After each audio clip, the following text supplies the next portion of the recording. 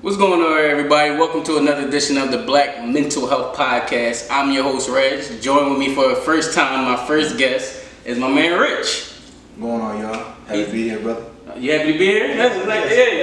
Thanks for coming on. Black man. Me and my friend, we met college. So what is it, 10 years, 15? It's been on. Coming up on 10 years. Coming up on 10 years. How we meet? Me and my mom was just talking about that the other day. Cause she asked me how did I meet bro, and I was like, I met Rich first, and then we seen bro in the hallway. I met Brill first. I met Brill with his mama at the luncheon. Okay.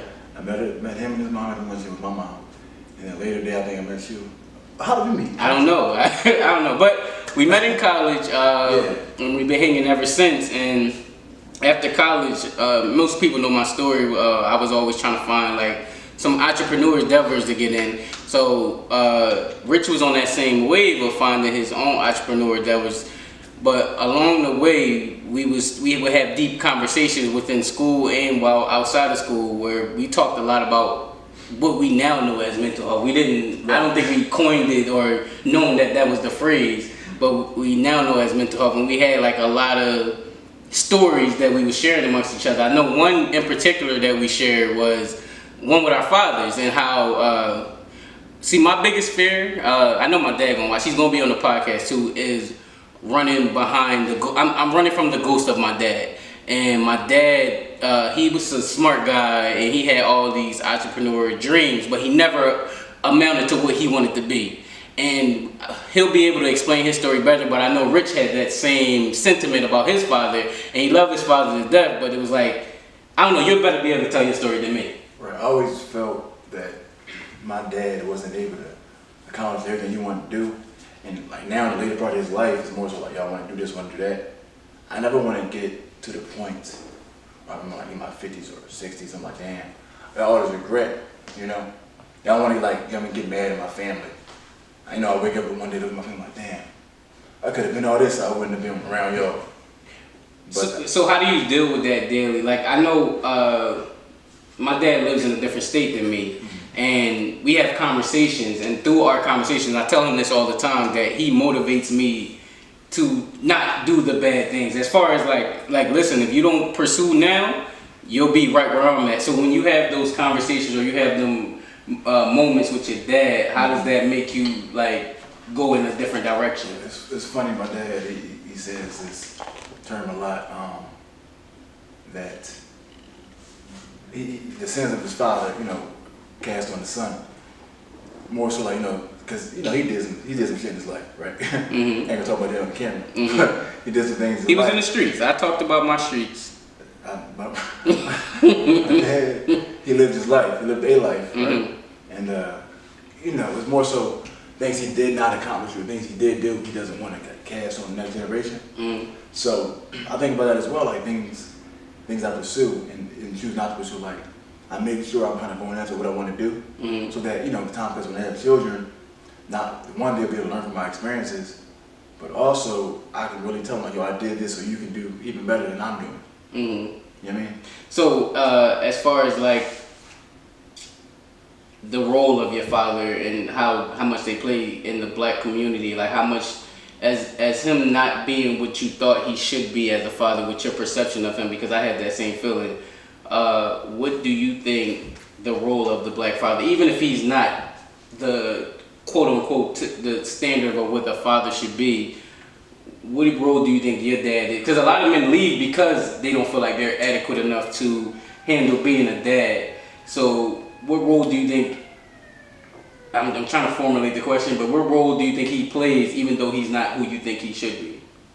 Well, I feel, for me, I always felt like I always realized that our parents aren't superheroes that we kind of look at them to be. They're people trying to figure it out day by day. And my dad, he was, especially when I was younger, he always been there in my life, but when I was younger, more so like, I didn't really understand it. Like, I didn't understand me in a relationship until I got older. I realized it's important, so I can be even better. Even have conversations like, yo, all right, I'm doing this, but you gotta, do this, you gotta reach higher. We talk about, the importance of attainment, and when it comes to what I think my dad is, he is who he is. His father wasn't in his life. You know, so you learn kind of what it is to be a father. Mm-hmm. You know, as you went. And for me, I'm basing off, you know, stuff I learned from my father, my step-pops. But my uncles always, I culminate what I get from all the fathers that I know to what I want to be as a father, you know, when that time comes.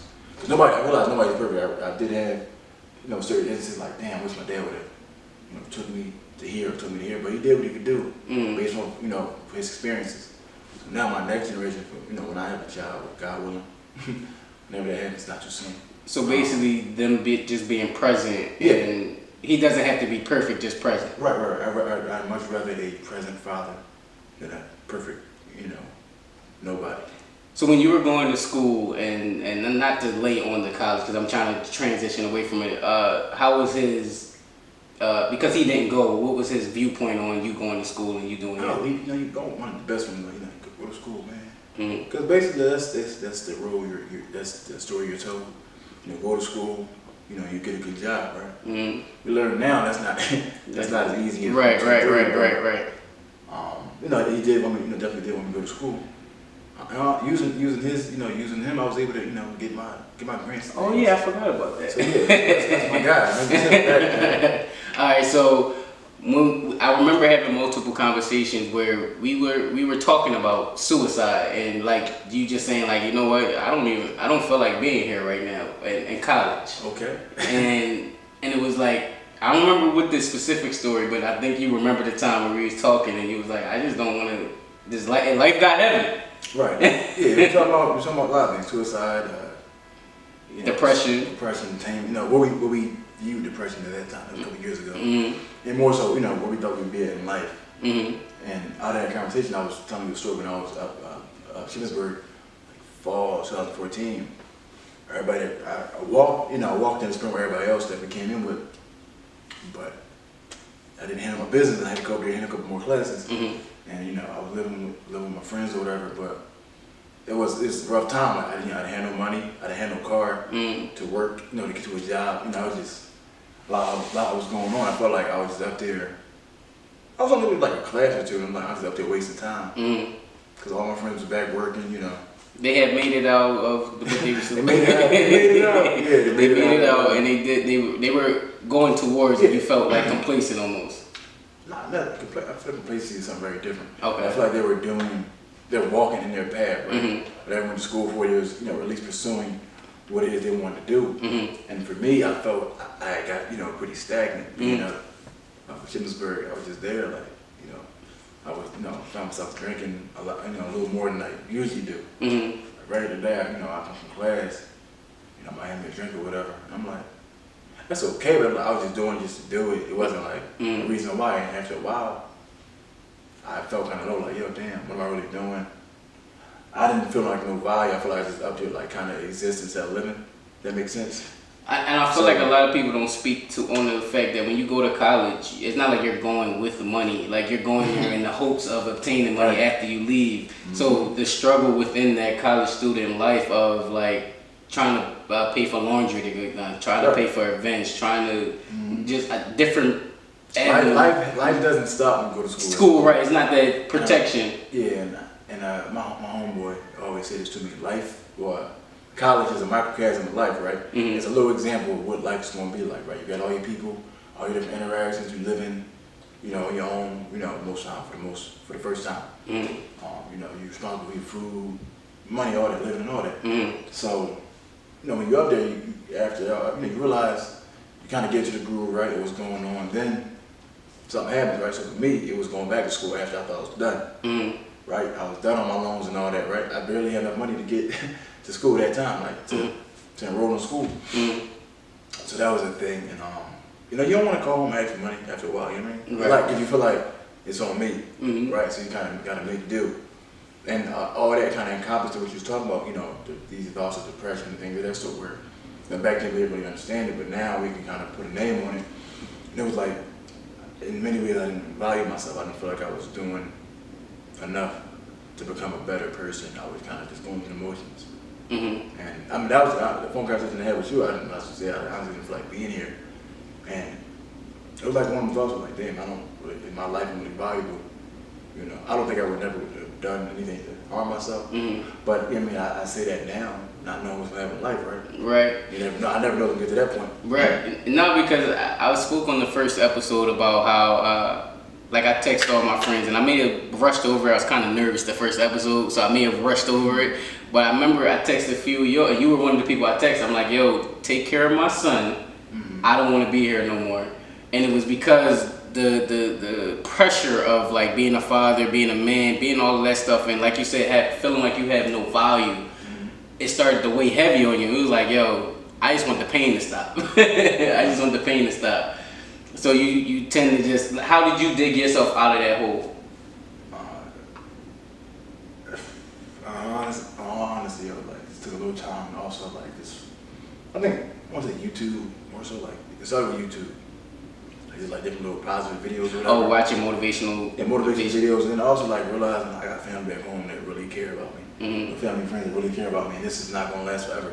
I mean, I took a trip home. I took a trip home. Thanksgiving break, and I mean, I was with all my friends. It felt good to be home, be with people. But also realized, yo, everybody's still going through the same shit. Right. I mean, it's not, you know, my perception of what life was for them wasn't it.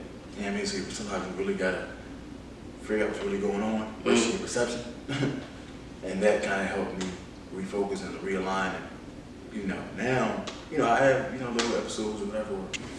So you talk a lot about being a dad and being a man. What does that mean to you?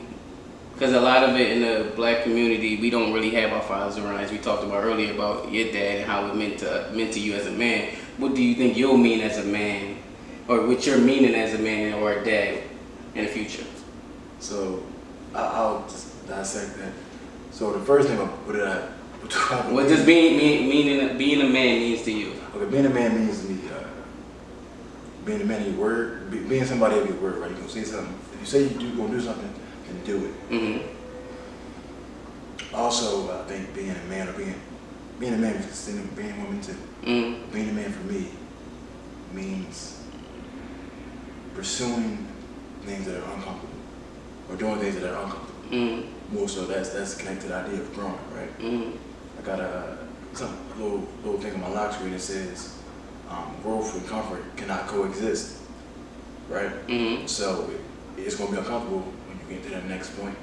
But I think a large part of being a man is, you know, going through new experiences and, you know, getting new skills and pursuing certain ideas and goals, because you'll have all that and your Serato, you know what I mean, in your neck. You know, so, you know, when the time comes, when God willing, if I do become a father, right? Do become a husband, do become a father. Things that I'll be able to share with my wife, you know, and my children, right? I'll be able to teach them experience versus hearsay. And I feel like I'm really a big proponent of being authentic in all things, right? So I can't tell my child that, hey, pursue this, you know, go after a dream you want to do.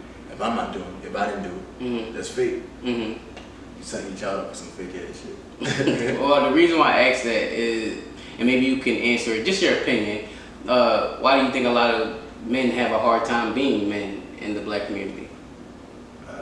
Based off of your definition, because that sounds like a lot to kind of live up to. Yeah, it's a lot, but I feel like, you know, at the basis, a lot of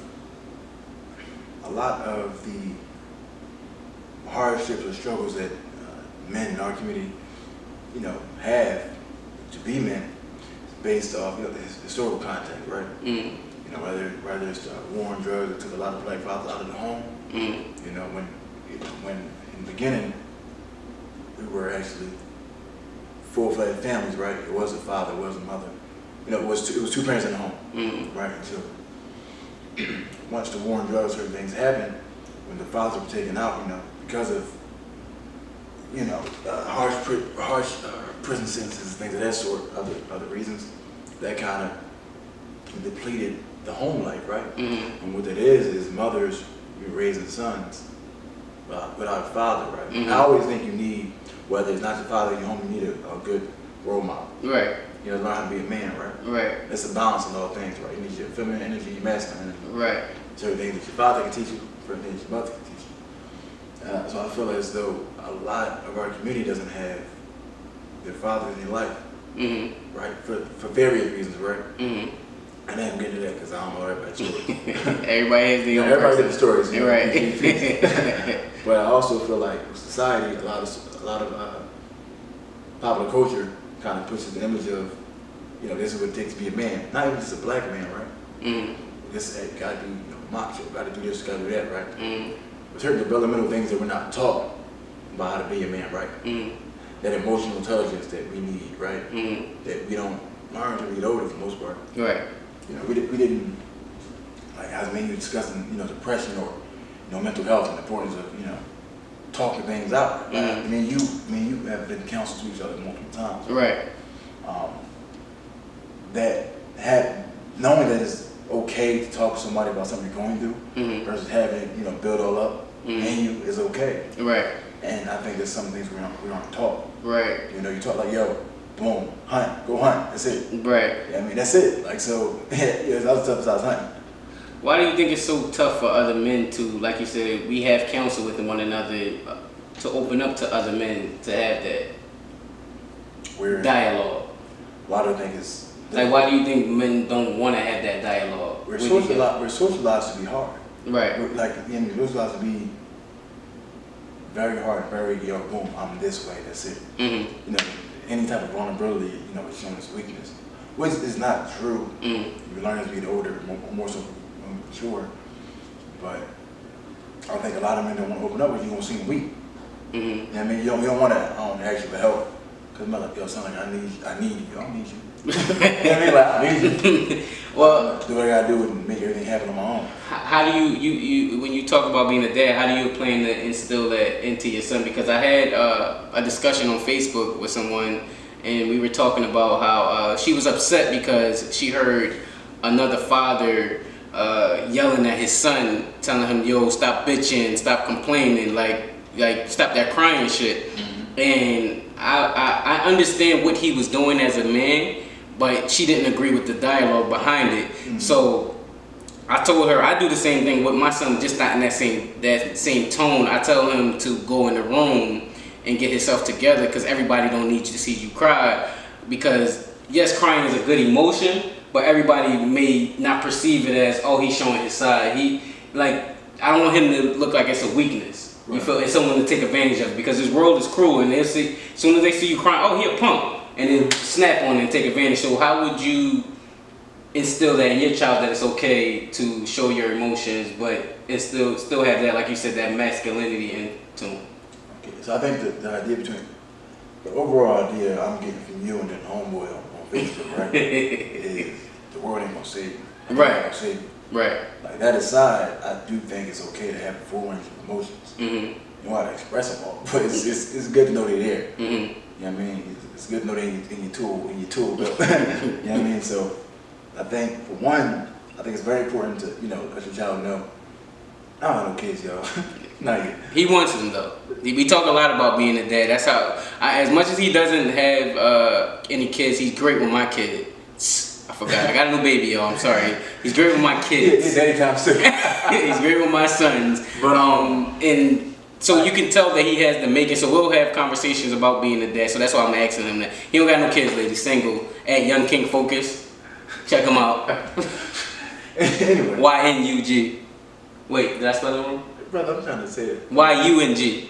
King Focused. Go ahead. So, back serious. As I was saying, I think while it's important to have, let's see, while it's important to have, you know, those wide range of emotions, it's okay to let your son know they can be strong and you can also show those emotions, right? Mm-hmm. But it's a time and place for everything. Mm-hmm. Right? I do think the brother on Facebook talking about, yo, stop bitching, stop crying, X, Y, and Z. That was more so how he was raised, right? Mm-hmm. Everything is based upon what we're taught. It's that nature versus nurture, right? Mm-hmm. You know, what we taught in the home, and also we learn how to survive outside. Mm-hmm. You know, I don't necessarily disagree with telling your child to be strong, but it's also okay to let your child know that when they need to let some of that negativity out, it's okay. And find the constructive way to do it. Because I think a lot of stuff in society now, like a lot of brothers, they don't know how to express themselves, so it comes out as, you know, violence, you know, or and destruction. Like a lot of people don't value people's lives. They don't value their own life. So I'm not gonna value your life, right? If I don't value my own. Right. So you know that's what that Kanye song. Like the intro to the new one, Yikes, I thought about killing you. That's that. And with that kid XX Tentacion that died, he got a lot of bad things behind his name, and like you just said, he didn't know how to love himself, so he couldn't love other people, so he was doing bad things. But as a growing part of being a man, you have to learn. In general. A person, you're right. A person in general, you'll make those mistakes. Men make a lot more mistakes than women do. A lot more mistakes, and I feel like this is my personal belief. As a man, we're not afforded opportunities to make mistakes. We already set back, so we gotta make sure we on our pivot at all times. But that's another story. But that kid has such a bad history attached to him that people don't want to accept that him changing. Like if you die at a certain time. Like if Malcolm X would have died when he was... I actually read a post about that, yeah. If he'd have died when he died, he'd have been a drug dealer, a pimp, and all of this stuff. And that kid was making transition, and people are like, oh, well, he deserved to die almost because of the stuff that he did. I don't know nobody. That boy was 20 years old. 20 years old? Yeah, I mean, he did some fucked up shit. A lot of messed up stuff. I don't condone anything he did. But I do know if I was to die at 20, I'll be 20, about 27 next week. If I was to die at 20, other things I wish I, would have or could have corrected. That through time, time and experience, I've been able to, become a better version of myself, right?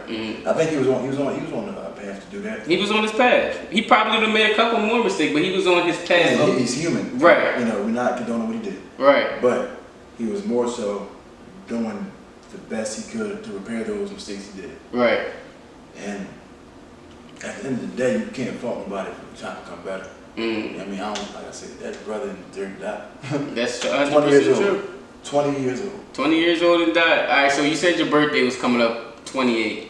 The 28th. 27, brother. No, the 29th is your birthday. That's right. right. All right. And you'll be 27.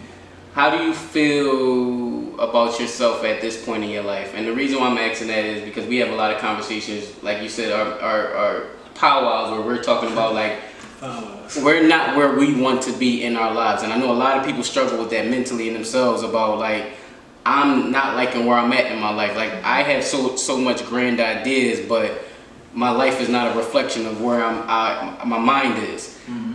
How do you feel going into being 27 and like just what's your thought process of you getting older and your life not reflecting the where you're at? Because that's what I was talking about earlier, where I'm struggling with that now. Of like, listen, I was supposed to been do a lot of things since college, and it's like, wait a minute, I done woke up, got 2 kids, a fiance, and whoa, slow down. Like, we got to get this stuff together. But how do you feel about that? So we work with the idea of attainment, right? We connect the idea of attainment to an age. That's how we're kind of taught in society. When my 25, you're supposed to be, with somebody seriously, or by 30, you're supposed to be, married with kids and all this stuff at the house. And because we connect the idea of attainment with age, when we get to that age, we kind of feel like a failure, right? So, when we pass a certain age and we don't hit those benchmarks, we kind of separate our life, feel like we're a failure. And I'm learning that's some stuff we was told in society is conditions that way don't mean it's right. I've learned and I'm learning to disassociate age with attainment. I feel freer that way. I feel, at 27 I'm supposed to be probably, in a serious relationship, probably, I don't know what y'all know, but yeah, I don't know, but. You better stop speaking into existence. Hey, brother, come on, hey, brother. God feel it's my time. But also with the importance of attaining anything, right? One of the things I had to also do was stop self-sabotaging, right? A lot of things I'm doing now, like, whether it be modeling, creating different content, or, even looking to get into acting, right? Stuff like that. The idea of self-sabotage, right, is something that's been on my mind, like, all right, when do I feel like I'm good enough to be doing this? We all go through those ideas of, like, or those days where, like, damn, yo, we're getting a little heat now, all right, we get a little more notice. But do I deserve to be in this space? done the work to earn to be in this space? Am I a phony or I can't find a word. Am I a phony or am I a fraud? Right? So I was there to be in this spot, and with that, I realized that slows me personally, probably a lot of other people, slows people down. You know, when you let doubt and things like that seep into our mind, we kind of slow down our progress. Because we kind of working against ourselves. You know what I mean? It's like we kind of knock down the wall, but we also building the wall up at the same time. So like using the same bricks that you knock it down. Right. Take the same bricks, taking it off, putting the brick on it. To answer your question, I feel like with age or whatever, we disassociate age and attainment. You're kind of better off just kind of keep doing the work. You know what I mean? Don't get stagnant. Just keep doing the work. No, because I totally agree with everything you're saying. Because I tell my girl all the time, she'll look at other people or not other people, other women more so, and she'll not judge. I don't want to. I'm trying to be careful, baby. I'm trying to be careful. But she'll say like she's 27. Why is she still doing these type of things? And I tell her you can't equate age with experience. Like people haven't gone through maturity too. That's another good one.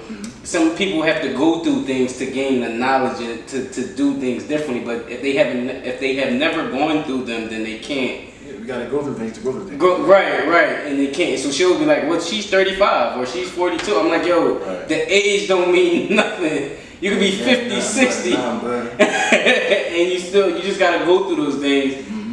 And like you said, with the whole self-sabotaging thing, I think a lot of people, including myself, because I feel like that with, like, even with the podcast, I waited weeks before putting it out because I wanted it to be perfect. Or I waited, even my book, oh my gosh, I don't even like speaking about it. I've been 2 years, November 2016 I started my book, and it's still not out yet. And I said, you know what? I'm not going to self-sabotage myself by trying to make it perfect or whatever. I'm just going to put it out and put the best foot forward and do good with what I have at this moment. Right, use the tools you have to create. To create it. The same with the podcast. Even with speaking, and like now, like me using a podcast, I'm working on my speaking and my techniques so I can go start speaking at schools and start speaking with people. But I feel like a lot of the times, because we're not where we're at, because we have an idea of what things are supposed to be right before you actually go and do it. And it's like, it's never going to be the right time. Like you'll be stuck in your head this whole time, like thinking about what you should be doing and how you should be doing, and it's like it's no roadmap to this stuff. You gotta go out there, figure it out on your own, and keep it pushing. But speaking of, you was talking about the modeling and acting and stuff like that. Did you ever feel like you're too late of getting into the model game? I did, but not no more. And what what's for you is for you. Okay. You know what I mean, like when you start walking in your path of your purpose, the universe is God, both are interchangeable. I don't know who listens to this.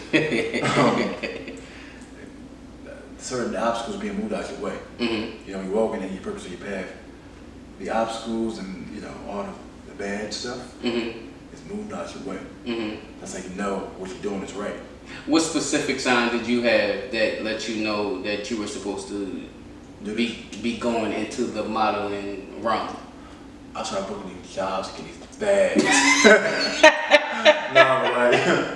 No, just on a real life, I'll always hear, oh hey, you're tall, or your hands meet your model. Woo woo, I'm working with y'all. Should y'all be doing that? You know what I mean? So it's like, and then I think I told you about my idea of the fear of regret. I mean, dying with life on here, right?